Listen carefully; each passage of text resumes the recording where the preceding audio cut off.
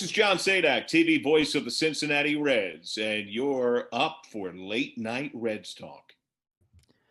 What's going on, everybody? Happy Monday night, and welcome to another fantastic edition of Late Night Reds Talk Live, part of the Belief Podcast Network and sponsored by our good friends at betonline.ag. I am Tim Daniel, excited for this week's episode. We planned to have Carlos Guevara with us, but he's wrestling with some technical difficulties. But we do still have an excellent guest with us. Of course, before we get to that, our excellent good friend, our producer who puts this together for us each and every week, Mr. Nick Kirby. How are you, sir? Hey, what's going on? Real quick shout out to the number one fan of Late Night Reds Talk Live, probably our only diehard fan. That would be my wife. It's her birthday. Happy birthday, Andrea. It's my wife's birthday on Wednesday, so how about that? What a week. What a week. Yeah, absolutely. Also joining us, you can check him out as part of Cespedes Baseball Barbecue. He's got the Ringer MLB show. He's on the Fox News Network, Fox Sports News. Wow, Fox News is totally different. Totally different. Important distinction. Yes, very important distinction. I apologize. But welcome back, bringing you back to the show, Jordan Shusterman. Jordan, last time you were on, we were on just a silly app. Now you actually get to see us and hang with us. Hell yeah, appreciate that. My birthday is on Thursday, by the way. So what a week. This is a huge week. Huge week here. Love it.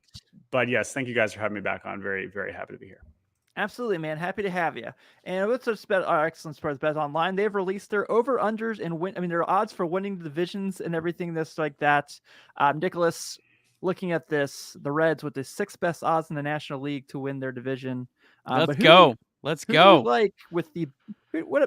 you like the best there? I kind of like that Phillies plus 450. I'm not going to lie to you. Yeah, I think we did this before. Carlos liked that one a lot. I said before, I like the Guardians just 800. That's such a high number. I don't think they'll win the division, but at 800, it might be worth a couple bucks.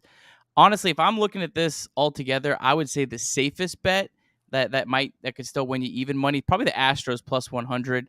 I know, Jordan, I know you're a Mariners fan, but I don't know if I could see anyone. Blame you. You're right. I just don't know if I could see anyone else winning that division. And then the White Sox are like minus 200, so you're not getting much. I think the Astros probably the best bet. Yeah, I do like that one. With that being said, make sure you head over to the website or use your mobile device to sign up today and receive your 50% welcome bonus as just using our promo code BELIEVE. That's BLEAV. That's betonline.ag where you can get in there and make your bets. But we're going to go past that. We're going to talk a little baseball with our good friend Jordan Shusterman who's coming back. And Jordan, last time you were on, like I said, we did it on a little thing called Locker Room, which doesn't even exist anymore. Rest in peace. Yeah, had a good run. We discussed some different things. And one of the two guys that you named specifically you were excited about for the Reds were Carson Fulmer, who ended up not being part of the Reds for a while. Oh, geez. What was my other one? I hope it wasn't any worse than Carson Fulmer. No, it wasn't. It was Jeff Hoffman, who ended up carving out a decent goal for the team. He was okay. Hey, he avoided arbitration. He survived. He didn't get yeah. Oh, man. Tim, we actually got a clip of Jordan's first appearance on the show. No. We got a clip. Geez. My Carson Fulmer enthusiasm. All right. No, it's a go. It's a go. Here we go. I know I've seen some of your takes other places, but I love just your quick take on like kind of the Castellanos situation with the Cardinals. Oh yeah. So my general opinion on that whole thing was what him getting suspended was just a nature of literally the weirdness of the play itself. If he had done what he did, which is say, I don't know, can we curse on this thing? Whatever. Yeah. Yeah. We see players saying "let's go" all the time, all over the field. That's not, people aren't getting suspended for that. It's just by the nature of the weird play, he happened to be standing right over him where he looked extremely aggressive and in his face. But it's not like he ran over to the dugout or ran up to Woodford standing on the mound and was like, let's not go. It's just the nature of where he was, right? So yeah, it looked aggressive. And if they did change the rules about taunting, I can see why they would, make that. But it sucks because that's just the kind of thing that MLB is usually trying to promote more of. And so then to punish him for that is absurd. My favorite part of the whole thing was his quote about Yadi Molina after. And obviously it takes us back into a good time of Nick Castellanos getting suspended Dude, completely forgot about that. That was great. What a great throwback to a moment in the 2021 season I have completely forgotten about. I love that. Well, it feels like ages ago already.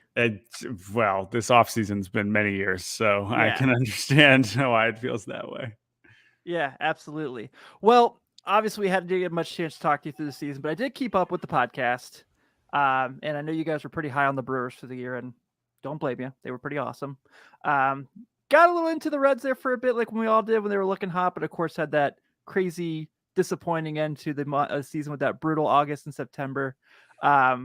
When you kind of look back at this season, it's definitely, I think the general consensus is obviously they underachieved, but also there's a lot of consensus of they kind of just really had a band-aid over their issues for a while and were able to win with that. How do you look back at the 2021 Reds going into whenever we start the 2022 season?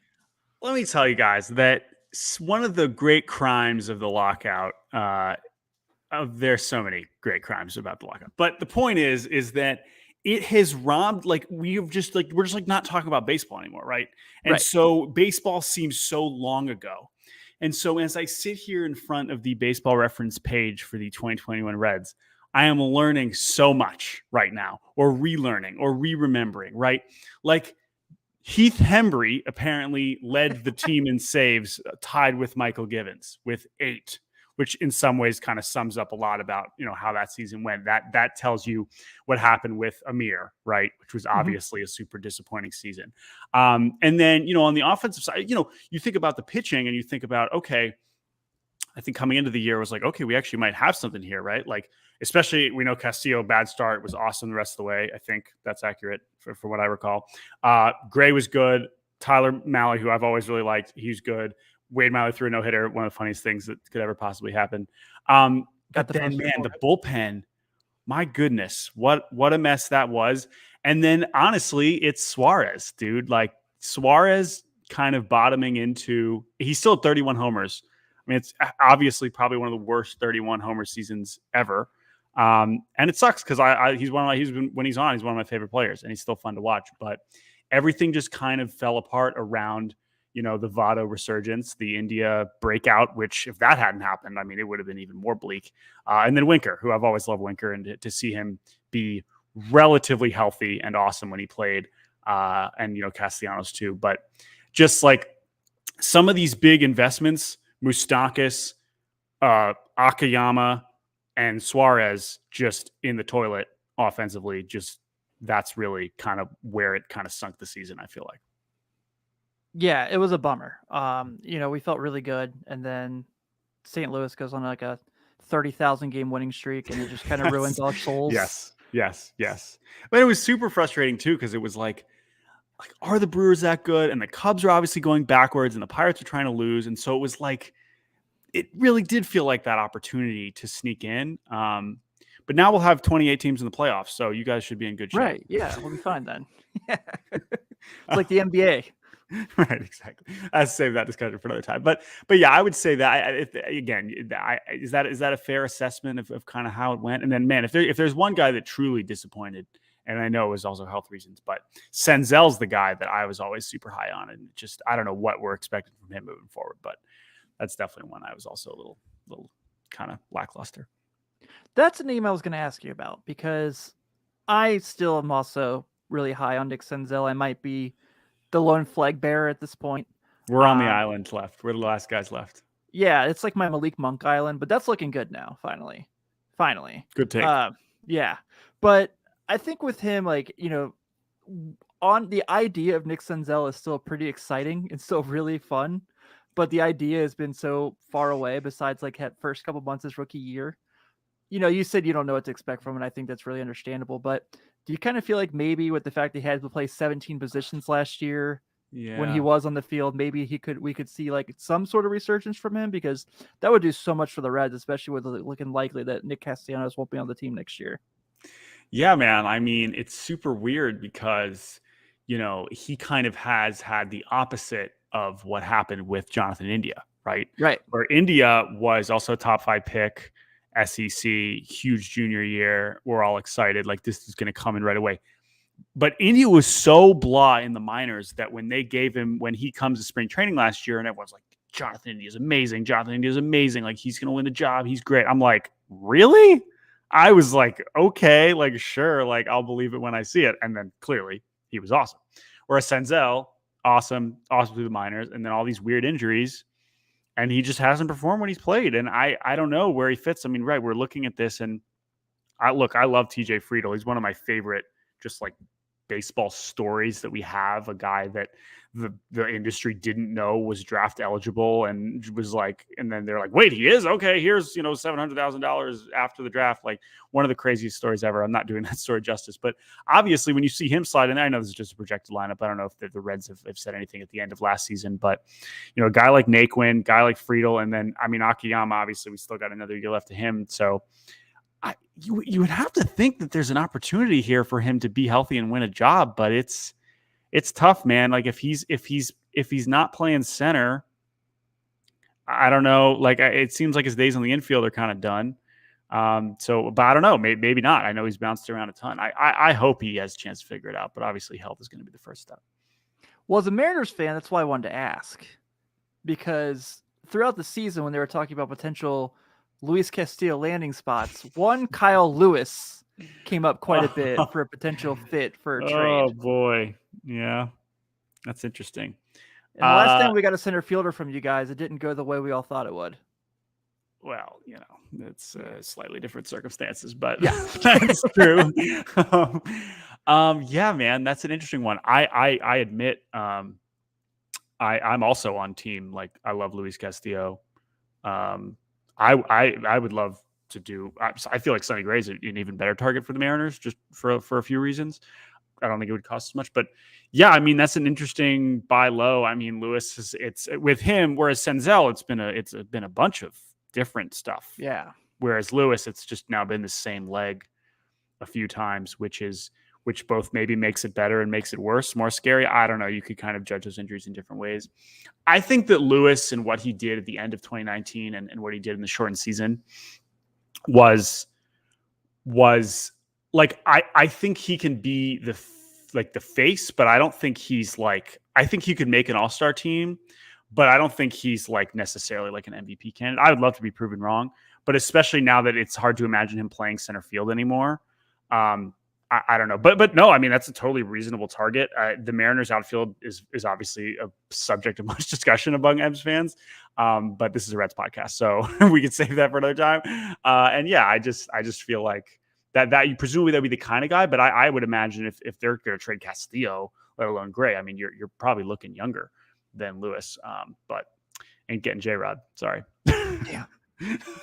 Kelnick for Castillo straight up is kind of a spicy deal. Would you do that? Look, Nick, are you saying that's crazy? You wouldn't do that? I wouldn't.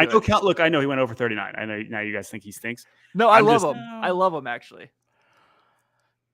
Hey, man, I'd have to really. No, that's not. Yeah. Most Reds fans are like, no, that's stupid. That's stupid. I think you're talking 6 years for two. I mean, that's how you have to view it. 6 years of him for 2 years of Castillo.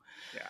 I mean, I wouldn't want to do that, but I was just throwing. I need someone else thrown in there. You throw someone else in there. You throw my Kirby, my Kirby. No thanks. Pitcher. He's a no. You can't touch. Then we'll talk. Yeah. But anyway, whatever. I mean, for trade proposals, of course, another thing we're missing out on with the lockout is stuff like that. But yeah, I imagine that's very relevant for you guys. It's just like, what the hell are they going to do as soon as this lockout ends? This is how many guys are coming off the books. I do have one quick question. Just, we're talking about Kyle Lewis. He's kind of been linked a little bit in some rumors. I don't know how much, but you said he couldn't play. You don't think he could play center field. Do you think he could play center field in a smaller ballpark like Great American? Sure. Whereas maybe he has more value to a team like the Reds than the Mariners in a much bigger ballpark? That's quite possible. And it's also one of those things where, like, when we say he can't play center field, like, the player will almost always believe that they can play center field, right? So it's really more about the risk tolerance and the how good do we actually think he is out there, and the how good do we think he is out there now that he's X% slower because he's had multiple knee surgeries, right? But it's a good point. You know, I mean, he's obviously an incredible athlete, and he looked pretty damn good in 2020, and that was after the first terrible knee. You know, how good he looked in 2020 was better than I think we ever expected, right? So maybe you could say, oh, well, he's resilient. He'll come back and do it again. Sure. But yeah, that's a good question, though. It's a good question. I love Kyle Lewis, man. I don't know. That would just be like, I would love to see him thrive anywhere, but I don't know. He's a weird one. Yeah, I know what you mean. I like him a lot too. So obviously the big thing here is now I think a lot of people are kind of just on the wait and see like we all are. But like you said, like it's so relevant of like what the hell are they going to do when like this opens back up? And obviously the big thing there is Nick Castellanos. And I think a lot of people seem to have this. I've talked to people about it. And like when I talk to like Reds fans who know I do the show, they're like, well, you know, like if I'm, you know, if I'm Nick Kroll, I give him a blank check. And I'm like, I'm not going that crazy, especially when his agent's Scott Boras. But like, you know, is there a rash with how like the outfield market went before the lockout? Do you feel there is any possibility that he's red again?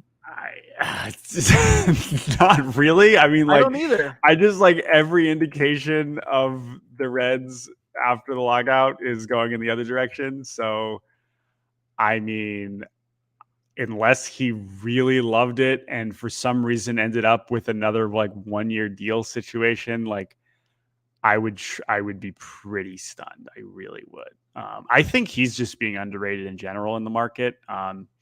You know, he's coming off a much better season than Conforto, but you know, both of those guys, like I know people don't get super excited about, I guess he's a year older, but I just, man, like there, especially as a Mariners, again, not to go back, but it's just like the idea of just having someone that you know is going to be a good major league hitter is like, I don't care how crap he is in the outfield at some point, right? Like same thing with Schwarber too, you know, like I think that those guys are just so valuable and they're, and in some ways, like this is the perfect comparison, but like you see when you have a bunch of dudes like Eddie Rosario, to me is like, he was discarded. Right. And it's like, well, but he's also the kind of guy that can get hot for a month and, you know, basically help win you a World Series.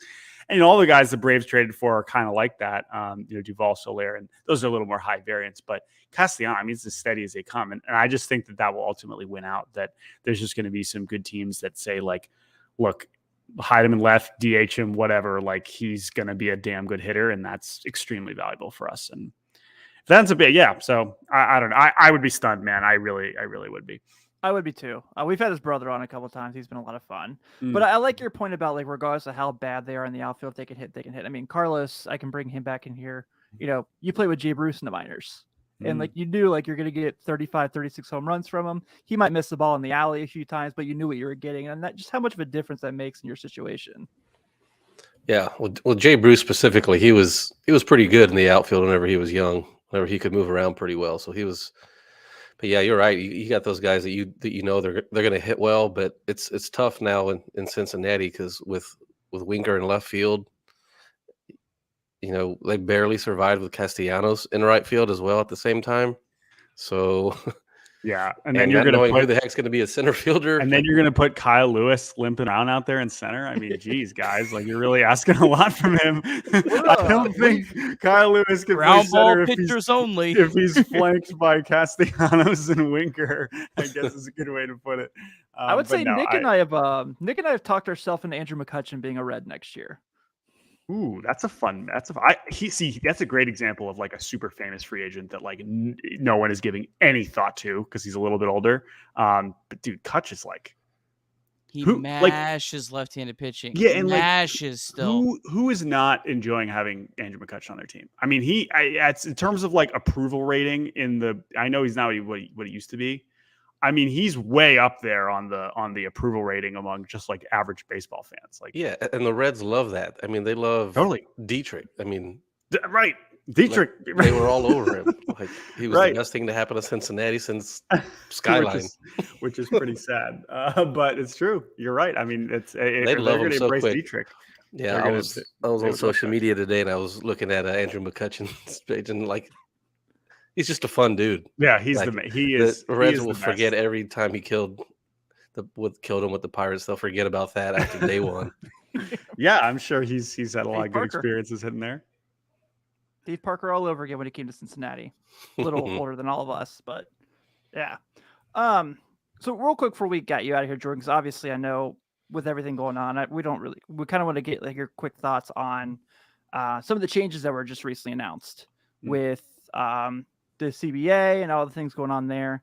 And obviously, some of those were kind of, adding the pitch clock to being 14 seconds with the MD based 19 seconds with people on. Obviously the shift has been a huge conversation since like the 80s. So, they're looking to implement of banning the shift and having larger bases. And then the advertising on helmets and jerseys was something that was really kind of eye-opening a little bit, but kind of curious, just your thoughts as a National Baseball man, what your thought on everything that's been kind of discussed so far. Okay. Let's get the last one out of the way first. Ads on helmets, jerseys, go for it. I couldn't care less about this.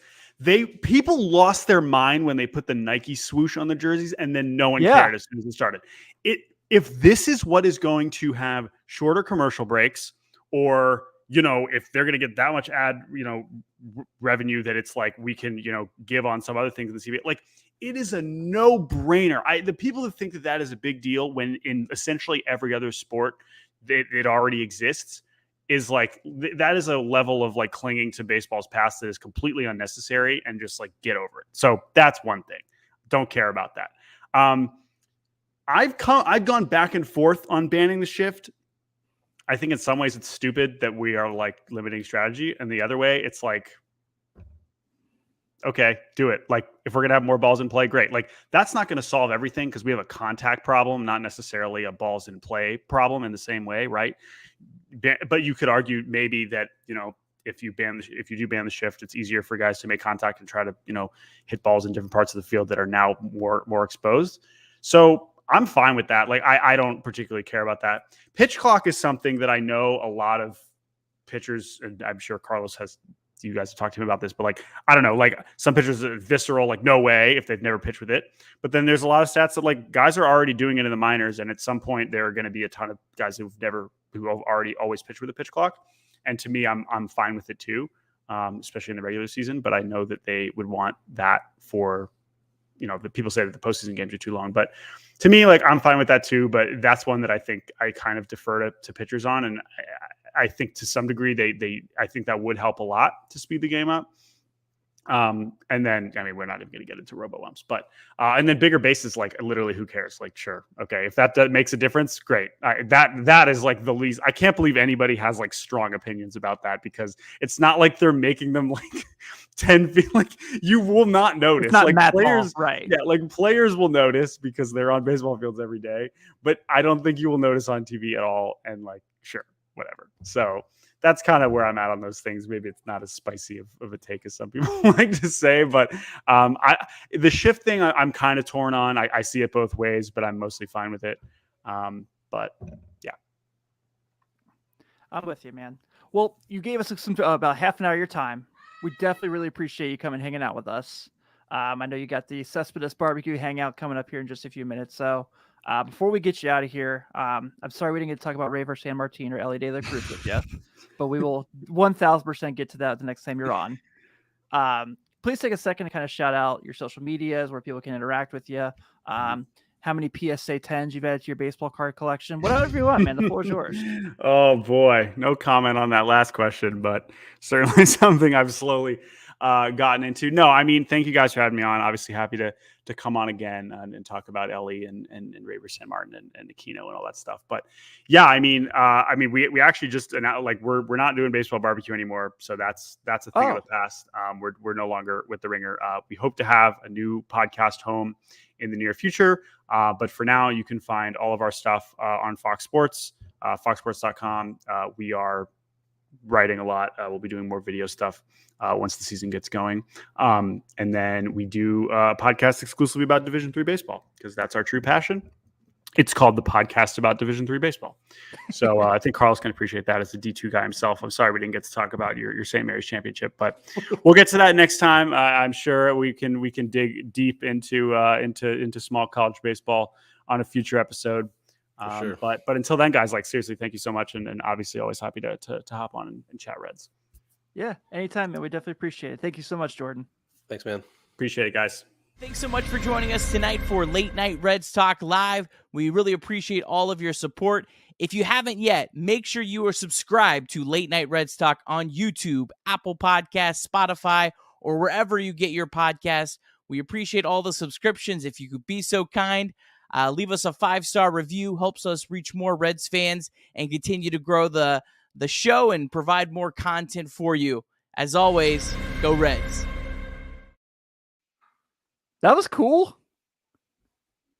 What was that? That was new. Little promo video to make the transitions better, but you just botched it because now you're making the transition weird. Well, that was. I had to make sure it was recognized that you did a good job. I don't do it for the recognition. Sure, I'm just buddy. kidding.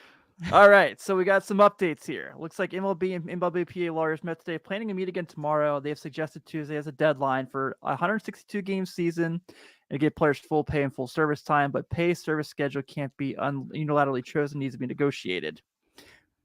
However, 162 games still on the table with Rob Manfred postponed opening day and canceled the first 2 series of the season. These 2 series could be rescheduled even if opening day is later than the original schedule, March 31st. MLB has told the Players Association it expects to cancel another week of games without a deal reached tomorrow. Sources tell Evan Drellick and Ken Rosenthal. So, yeah, I guess another lockout update. Yeah, I didn't want to do any lockout updates, but this was like literally like as we started the show. I guess I just went on Twitter and saw that. I was like, whoa.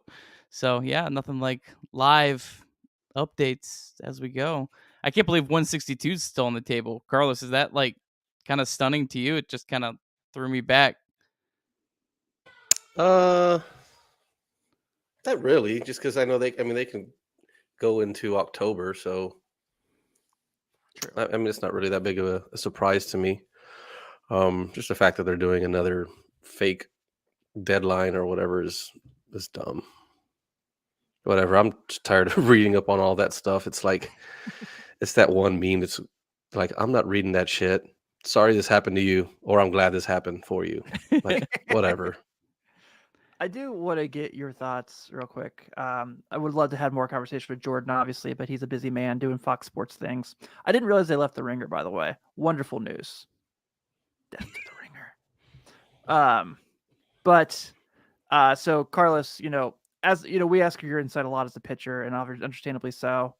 So the pitch clock and the shift, I really kind of did want to get your thoughts on, because I'm sure, you were a screwball pitcher. So like, it wasn't like the easiest pitch to kind of grip and get rid of real fast. So for you, like, how do you feel about that process? And also like, as a guy who threw a pitch that was designated to get a lot more ground balls, like, how do you feel about the banning of the shift and things like that as well? We'll start with the pitch clock. That's not going to bother probably 90%, if not even a higher number than that, percentage wise of pitchers at all. Because I mean, you can, excuse me, hold on.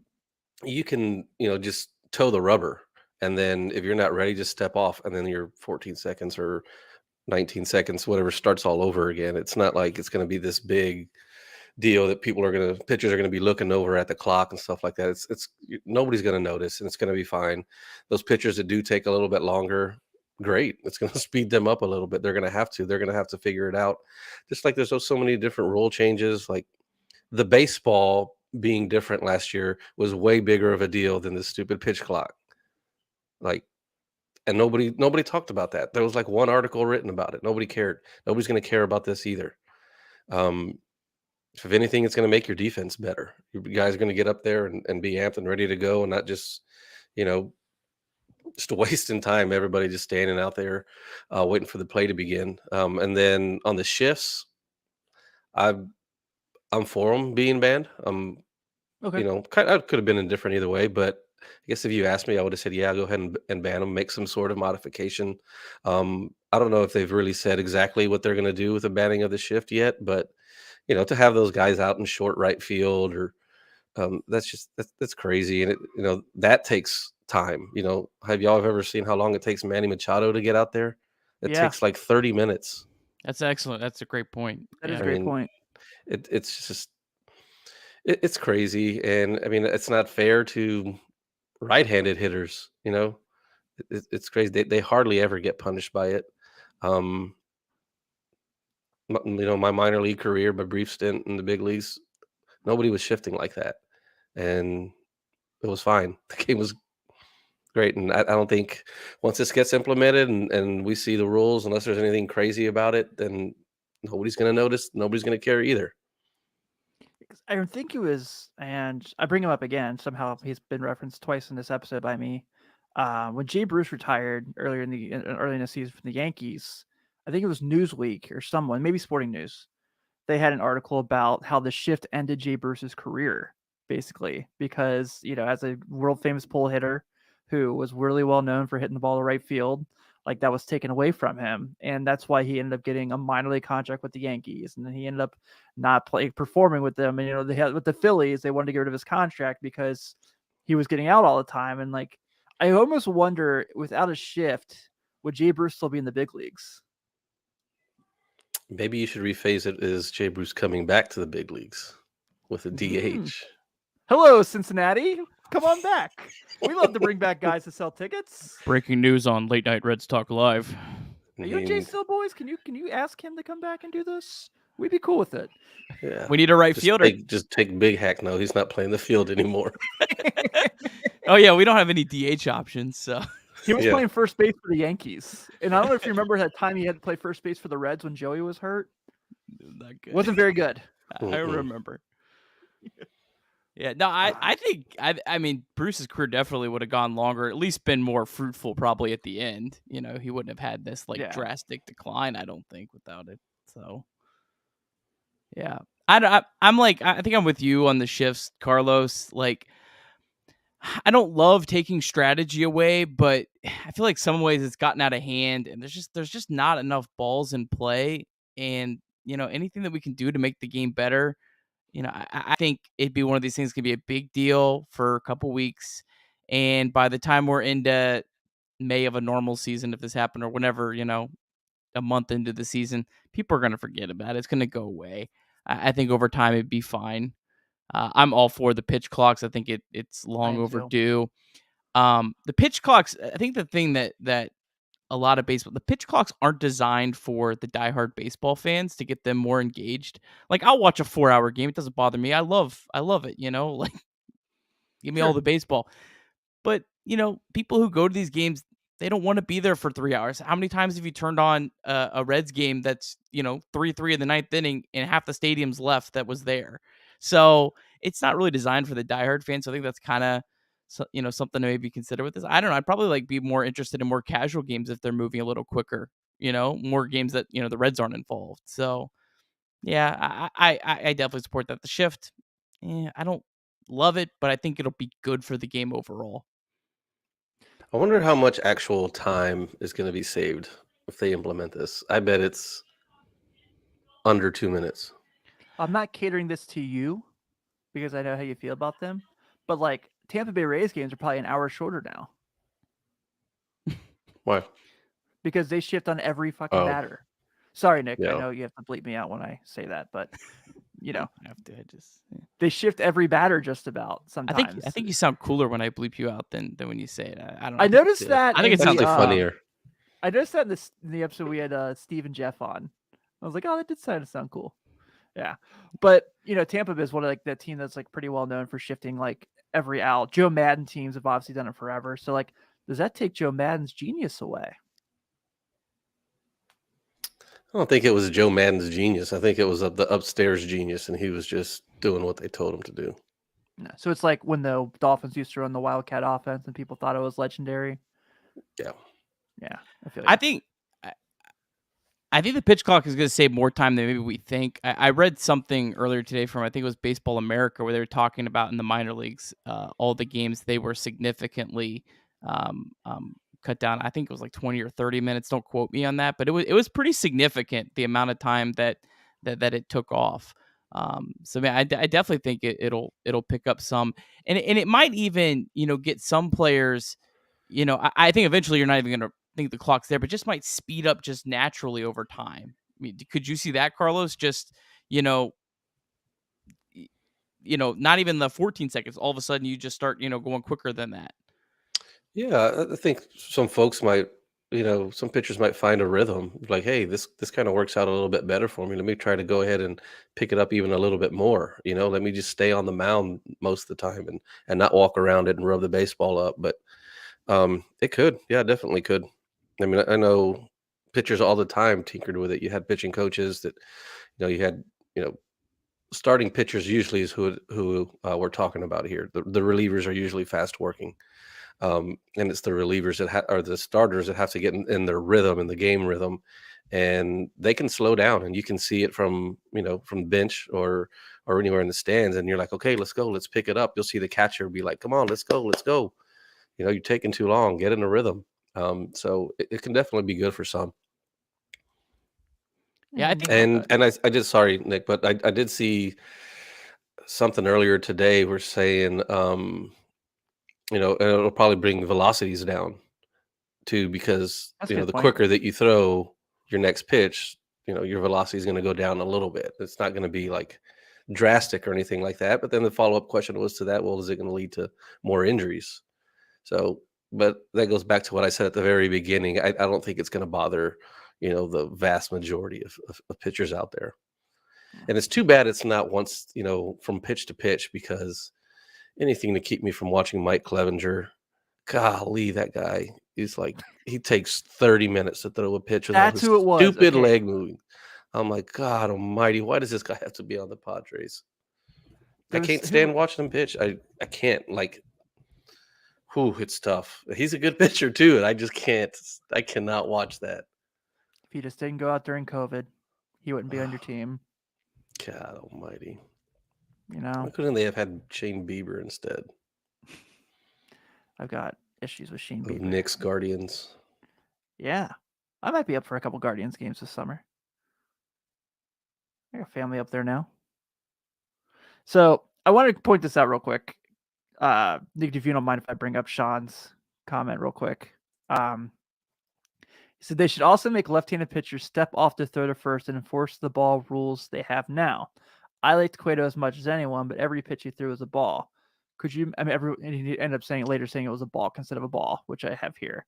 So could you imagine trying to get a jump on him? I think stepping off and throwing the first as a lefty, as far as like arm movement, Carlos, correct me if I'm wrong, that's kind of a little challenging, isn't it? Just like moving your body real like quick enough to throw over there. Like, obviously I'm nowhere near an athlete. That's why I do podcasts, but yeah, that's not good on the shoulder. That's why you don't ever see it to third base, because next time you're throwing the baseball, try to do that. Like, just step backwards and do a quick snap throw. That's not good on your arm. Yeah, I feel like that'd just be a little scary. I totally get like just trying to like make things easier. I don't know, like there's been discussions about like potentially like limiting how many times you can throw over. I don't really know if I love that. Do you guys care for that at all? No, that won't work, because if you reach your max, then the guy's going and you can't do anything about it. Yeah. Can you does that take away pitch outs too at that point? I don't understand. Yeah, I don't know. I found that article I was talking about. It was they talk about two games, specifically with 2 hours 28 minutes and 2:24 in the minor leagues that they sent some MLB officials to, and the MLB officials, and they sent some umpires with them. They all universally just loved it. Thought the game flowed much better, was much quicker. So I mean, I don't know, major league wise, it might not have the same exact effect, but yeah, I might definitely think anything they can do to just make things go quicker. Again, I don't think it's designed really for us, but I think it's better for the health of the game, which is very important, especially with everything else that's going on right now. Anything you can do to make the rest of the game enjoyable, I'm all for. And I hope home teams start like chanting, like the shot clock, like 5, 4, 3. That's that awesome. would be great. That would Everybody's be awesome. hammered by the 7th inning and just yelling instead of wooing. How about we just start counting down the pitch clock? Look, I will do the countdown of the pitch clock if we can get rid of the wave. I will do it every time. Yeah. Hashtag ban the wave. Carlos, I want to hear your thoughts on this, that adding the uniform patches. I mean, it's like Jordan said, who cares? Doesn't matter. Like, first there's going to be, the old heads bitching about it, and saying how it's taken away from the America's pastime and the classic jerseys and the Yankees. Like, we got the Nike check. Everybody forgot about that. I thought it looked great on the jerseys. Yeah, I mean it's Granted, whatever. My attire is all Nike for the most part, so Every other league does it. I know we want to be different than every other league, but come on, it's just a stupid patch. Whatever. But at the same time, give the players something back. Golly, they keep saying, all these things, small concessions that they're giving up and agreeing to, but it doesn't seem to be coming back the other way. Can we get Skyline as the official sponsor of the Cincinnati Reds? That'd be kind of badass. That'd be actually. Tough. Dude, they don't have that. They don't have that kind of money. I think kids will love the sponsors on the jersey. I think they're gonna love that. I think they're gonna think it's a cool thing. They're gonna like having it on their jerseys that they buy. What do people say about the NBA?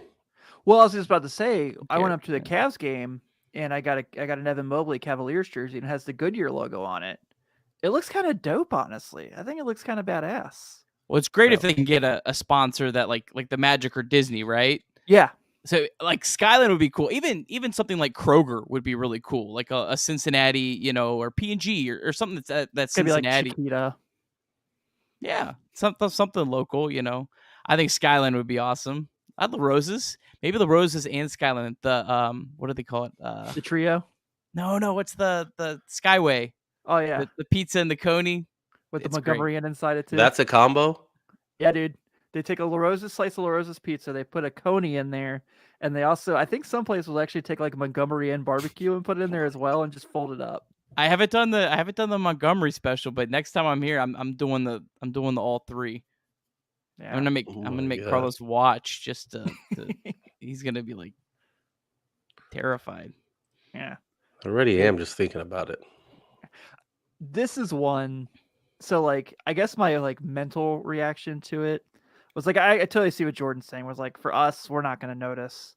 But for some reason, another, I always pictured it was like in gym class when you would play kickball and you'd have those giant bases because you'd have multiple people on. Like that's what it made me think of, like some like comedy shtick. And I was like, no, it's not going to be that ridiculous. Yeah, I mean, again, nobody's going to know. The players are probably going to actually like it because, if it's bad weather, those bases suck. The ones that we currently have right now, they're kind of dangerous. I don't know if you've ever noticed, but whenever people like are trying to stretch it into a double when it's raining, they kind of go gingerly around first base just because you have to make sure that you get the base of your foot on the bag, because if you go with a toe or with a heel, chances are you're going to slip. That's how Joey got hurt in San Francisco, right? 2012. No, he got hurt sliding into it, I believe. That's right. Sliding into third. Yeah. But yeah, and it's supposed to have like better traction. Again, we're not going to notice the difference. So anyone complaining about this, I'm sorry, you're right. Dumb. Like this is going to help players stay on the field. Like I anything that's supporting players staying on the field, I'm all for. Yeah, the only change that I feel like that's worth talking about is the shift. Like everything else is like whatever, okay. And the shift, I don't understand some of the people's arguments about, what's left, taking away curveballs, and what's next, gonna like that's just drastic change. I'm like, yeah, I mean, I get some of the pushback on it, because I don't love taking away anything that takes away strategy, but I don't think people realize how hard it is to bunt and beat the shift, like how hard it is to bunt these pitches that are, have this crazy movement or that's, over 100 miles an hour. Like, right. I like bunt to beat the shit. Okay. So you're gonna have guys like trying to bunt that are going to miss bunts. Is that really exciting? Someone's going to get hurt trying to bunt, having their hand out too far and get drilled by a fastball. It's a lot harder than I think people make. Yeah. I mean, leagues make rule changes all the time. Baseball guys will get over it. Yeah, basketball they make changes because the only people who are gonna bitch about it are, the guys like us that actually pay attention to these type of things and track and follow it. But we're gonna get over it, I promise. Yeah, I like the extra inning rule at the end, and I hated it when it started. And at the end, I was like, I kind of like that. It was kind of fun. I still don't love it. It's weird. I'll tell you this. So I made the mistake of listening to Bill Simmons the other day. very bad idea. Like I said, death to the ringer. And he was talking about, like, they were like, him and Joe House were talking about what they would do to fix baseball. And one of the things they came up with, and God, this is old men talking about baseball. So they said that what they would do is, if it goes into extras, they would make it like the hockey shootout, except for all 9 guys on your team come up to bat, regardless of outs. And whoever scores the most runs after the inning, after all 9 guys hit for each team, ends up taking the win. I would have turned off the podcast right there. I did. That's silly. Bill Simmons. I don't know. Whenever I was watching a game that wasn't the Reds, I love the extra inning rule because, like, I love watching any team the Reds are chasing. I enjoy, like, that, but I don't need to watch 16 innings of a Cardinals Pirates game. So I was like, oh, this is cool. It's content. We're gonna do this, and so I don't know, I kind of liked it. Yeah, it don't bother me. You can keep it on during the regular season, but postseason, I don't want it there. Oh yeah, no, there's no reason for it to be in the postseason. But was it in the postseason last year? It wasn't in the postseason, was it? It wasn't in the season last year. Huh? No, it was in the season last year. Yeah, it was. But they're getting rid of it this year, right? Yeah, I watched Michael Lorenzen. That much. I watched Michael Lorenzen get hurt in his comeback. Yeah. No, it was. I was but there. They didn't do it in the postseason. They took it out. Was there even a game that went into the extra innings? I was trying to. There wasn't many. I don't recall one. There wasn't many, if there was any. Yeah, not that I remember. Yeah, I don't know, man. But I think we kind of hit on everything. Is there anything we missed? We'll just keep our fingers crossed that baseball comes back soon. I can't wait. Just it's gonna be awesome. Like it sucks right now. It's depressing. Every time I open Twitter, I open it and I usually close it right back. But man, it's gonna be awesome when this does end. This is gonna be a crazy frenzy, and it'll be fun for baseball fans. So, I did want to talk about the schedule, although this tweet kind of killed it a little bit. Kind of interesting. I thought for sure those 6 games were gone and not coming back. That's what kind of threw me off when I saw that. But I guess that would be great for the Reds because I don't feel like anyone was talking about the 6 games that were canned for the Reds were home against the Cubs and Pirates. Right. Like those are not 6 games you want to lose. Agreed. Yeah. At this point, let's go ahead and start the season on the 22nd. That's what I'm saying. Let's skip the Dodgers and Padres series on the road. Honestly, let's like start the let's just start May 6th against the Pirates at home. Like we'll skip a series in Milwaukee. We'll skip all the Padres games. But yeah, no, I mean, I guess if they're giving those 6 back, it's not as bad. But man, if they were starting like the 14th, like that's what I was kind of thinking. If we're one more week away, they cancel one more week to start the 14th. My God, that's awful. Like that's like a easy way to start the season 2-10 or something and get buried. Go Reds. Just keep the team in Arizona at that point. If that's the case, don't make them travel. This is kind of mean. I kind of want the Reds to start on the road just because I like people getting all upset about that. I think people are so dumb about getting mad that the Reds don't get the first game. Like that annoys me so much every year. Like you get a home game every single year. And like, I live up here in Cleveland. They went like 4 straight years without opening at home. Like stop complaining about it. It's so dumb. Yeah, not to mention game 2, they're not there anymore. They go to opening day, and then they aren't back until if they make the playoffs at home. Me and Tim, we're game 2 guys. Oh yeah, I've been to many game 2s in my life for sure. I've been to like 10 game 2s and 1 game 1. So yeah, I've been to quite a few of opening days. So you were talking about people complaining earlier, and Carla it just reminds me of what Carlos said. I wanted to tell this kind of funny story when I was younger. And I worked in the mall at our like sports apparel shop where they sold jerseys and stuff. So the season the Los Rojos jerseys came out, remember like everyone threw a bitch fit about those? They were like, we had them all, like we had the whole team, and they were like hanging up like in our wall. And at this time it's like, Cueto's on the team, Chapman's on the team. And these people come, like all these people would be like, can you believe they're wearing these Los Rojos jerseys? It's America's pastime, baseball. And I was like, ma'am, that jersey says Cueto on it. It's like, I don't know if you've watched baseball in the last 25 years, but not a whole lot of American stars anymore. Yeah. Kids I these don't like days. those Los Rojos jerseys though. You don't like them? No. Was Carlos the guy that came in and complained? I'm like, come on, let's come up with something different instead of just throwing Los Rojos on there. It's like the NBA. It's like the L Lakers. You're like, I don't think that's how that works. No. We need those But- black jerseys. I don't know if you saw those circulating Oh, from dude. our guy Seth. Man, I don't know why they haven't reached out to our guy Seth and asked him to make some new jerseys. His concepts are all just incredible. Yeah, I'm all for it. We got to get him on the show. Just go through his whole jersey collection. The batting practice jersey from the Griffey era, the black one, was dope. That That would actually be a fun show. Just have a bunch of slides of jerseys Wouldn't and talk it? about them. I'd love Yeah. to bash. I'd Especially if we love got- to bash on the cutoffs for 30 straight minutes. The But Dion jersey wore those. special. I like it. Yeah. We just put up pictures of Dion. Is this cool? Okay. Next one. But before we go off the hinges here, I guess we should go ahead and wrap this before Tim gets a little wild and starts talking about stupid shit some more.